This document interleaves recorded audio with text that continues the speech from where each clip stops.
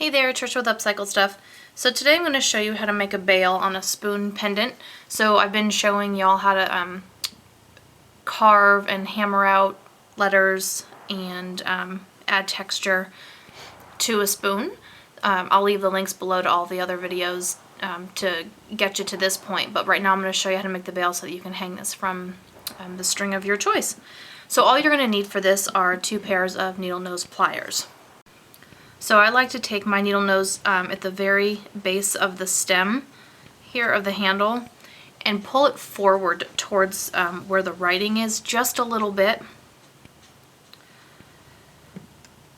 just so that you don't have a squashed loop. This helps a little bit. Sometimes it ends up squashed anyway, but I bend it forward just a little bit, and then with my other needle nose plier you can start to bend it backwards to form your loop.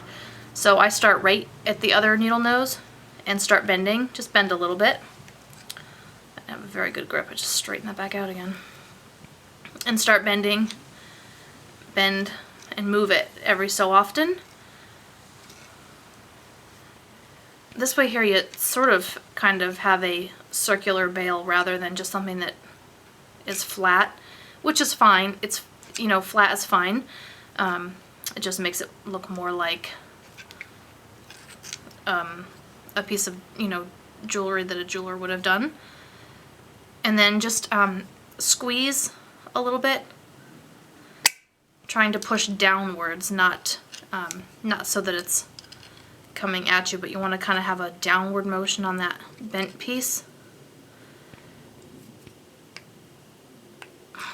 Mine's going to end up flat anyway. And as you're coming down, you can see mine's coming out a little bit crooked. So you can just take your needle nose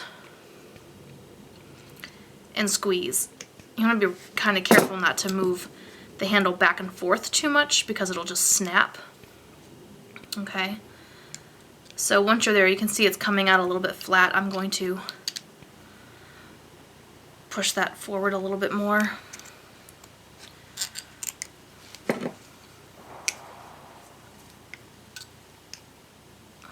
Hard when you're working with these big needle nose. Jewelers' needle noses are so much easier to work with, but they don't work on this really heavy metal.